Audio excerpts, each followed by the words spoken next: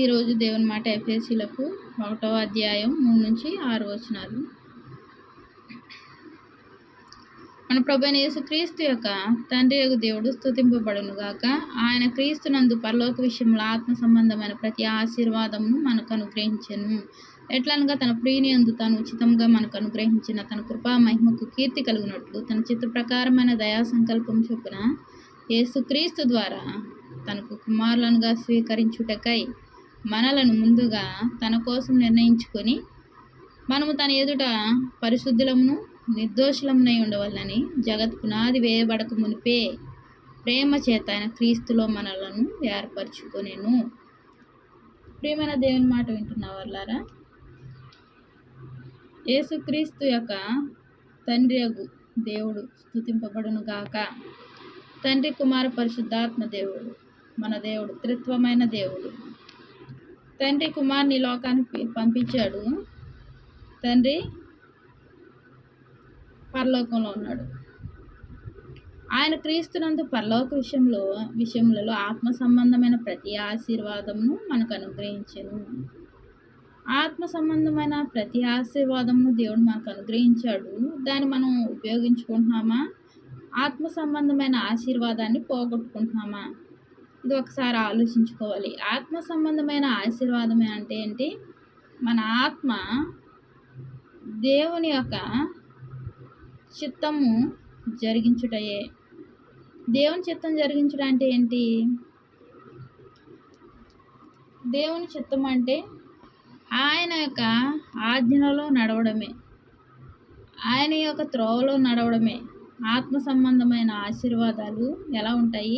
Bible చదవడం, దేవుని స్తుతించడం, ఆయన ప్రార్థన చేసుకోవడం, మన సమస్యలను ఆయనకు తెలియజేయడం. ఇది ఆత్మ సంబంధమైన ఆశీర్వాదం. అది ఎక్కడి నుంచి వస్తుంది? పరలోకం నుండి దేవుడు మనకు అనుగ్రహించే దేవుడుగా ఉన్నాడు.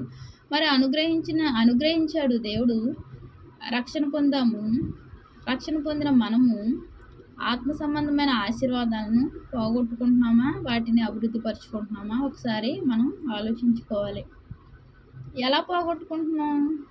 బైబిల్ చదవకుండా, దేవుని సన్నిధికి వెళ్ళకుండా, ప్రార్థన చేయకుండా విడిచిపెట్టడమే ఆత్మీయ సంబంధమైన ఆశీర్వాదాలు పోగొట్టుకోవడం. చూడండి, ఎట్లనగా తన ప్రియుని యందు తాను ఉచితంగా మనకు అనుగ్రహించిన తన కృపా మహిమకు ఉచితంగా అనుగ్రహించాడు దేవుడు. కీర్తి కలుగునట్లు తన చిత్త ప్రకారమైన దయా సంకల్పం చొప్పున యేసుక్రీస్తు ద్వారా తన కుమారులనుగా స్వీకరించుటకై మనల్ని ముందుగా తన కోసం నిర్ణయించుకొని, ఎప్పుడు ఏర్పరచుకున్నాడు? ముందుగా తన కోసము నిర్ణయించుకొని మనము తన ఎదుట పరిశుద్ధులమును నిర్దోషులమునై ఉండవాలని జగత్ పునాది వేయబడక మునిపే ప్రేమ చేత ఆయన క్రీస్తులో మనల్ని ఏర్పరచుకున్నాడు. ఎలా ఏర్పరచుకున్నాడు దేవుడు? ప్రేమ చేత. జగత్ పునాది వేయబడక మునిపే మనల్ని క్రీస్తులో దేవుడు ఏర్పరచుకున్నాడు. ఎలా ఉండాలని? పరిశుద్ధులంగా నిర్దోషులంగా ఉండాలని దేవుడు ఆశపడుతున్నాడు. అలా ఉండాలని ఆయన మనల్ని ఏర్పరచుకున్నాడు. మరి ఏర్పరచుకున్నాడు. మరి మనం పరిశుద్ధులంగా ఉంటున్నామా? నిర్దోషులంగా ఉంటున్నామా? మనం పరిశీలించుకోవాలి. ఏం పరిశీలించుకోవాలి? మన హృదయాలకి టెస్ట్ పెట్టాలి. ఎలా ఉంటుంది మన హృదయం? మన నడవడిక, కూర్చునుట, లేచుట, ఆలోచన, ఇవన్నీ మనం ఆలోచించుకుంటే మనం నిర్దోషులమో పరిశుద్ధులంగా ఉంటున్నామా, నిర్దోషులంగా ఉంటున్నామా, ఉండట్లేదా అన్న విషయం మనకు ఎవరు చెప్తారు? మన హృదయమే చెప్తుంది. ఎవరు బయట వారు వచ్చి చెప్పరు, నువ్వు ఎలా ఉంటున్నావు, నువ్వు ఇలాగా చేస్తున్నావు అని ఎవరు చెప్పరు. ఇలా మాట్లాడుతున్నావు అని ఎవరైనా చెప్తారా వచ్చి? ఎవరు చెప్పరు. ఎవరు చెప్తారు?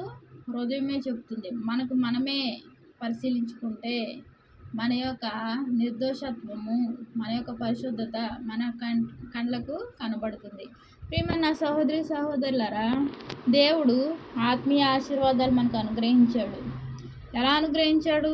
తన ప్రియకుమారుని లోకానికి పంపించి సిలువలో కార్చిన రక్తధారల ద్వారా ఆయన మనకు ఆత్మీయ ఆశీర్వాదాలు మనకు అనుగ్రహించాడు. ఆ ప్రియకుమారుడు ఈ లోకానికి రాకపోతే ఆ ఆశీర్వాదాలు మనం పొందుకోగలమా? పొందుకోలేము. ఆ దేవుడు ఈ లోకానికి వచ్చడం ద్వారా అడ్డుగా ఉన్న తెర చినిగిపోయింది.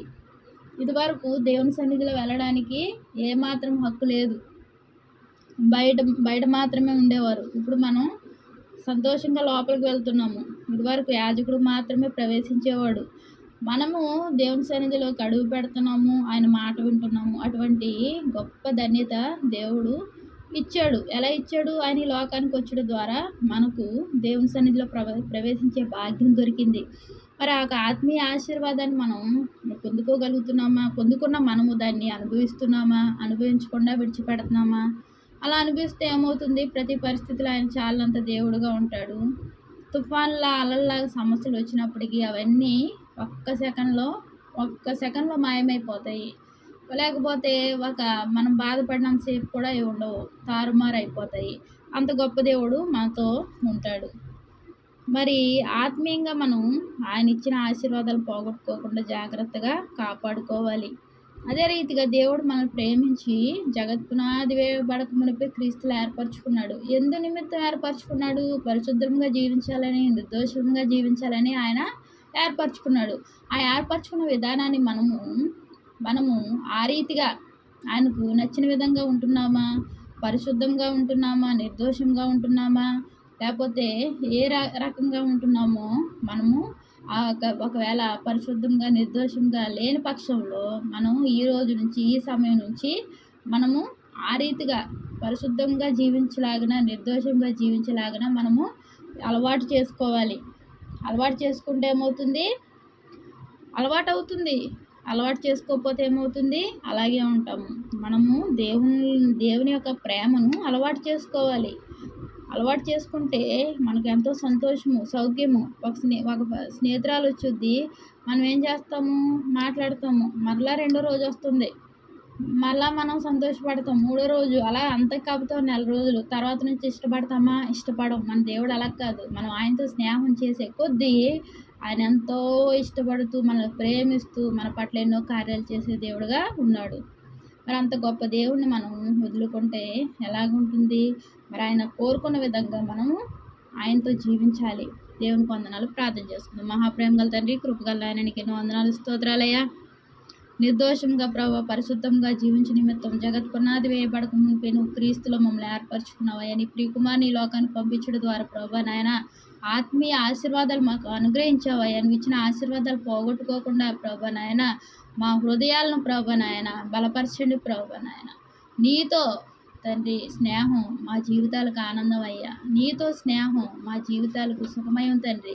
కృపగల దేవా, నీ కృపను బట్టి వందనాలు చెల్లించుకుంటున్నా ప్రభుని ప్రియరక్షకుడు యేసుక్రీస్తు నామంలో అతి వినయంగా బ్రతిలాడి పెట్టుకుంటున్నాను తండ్రి. ఆమెన్. అందరికీ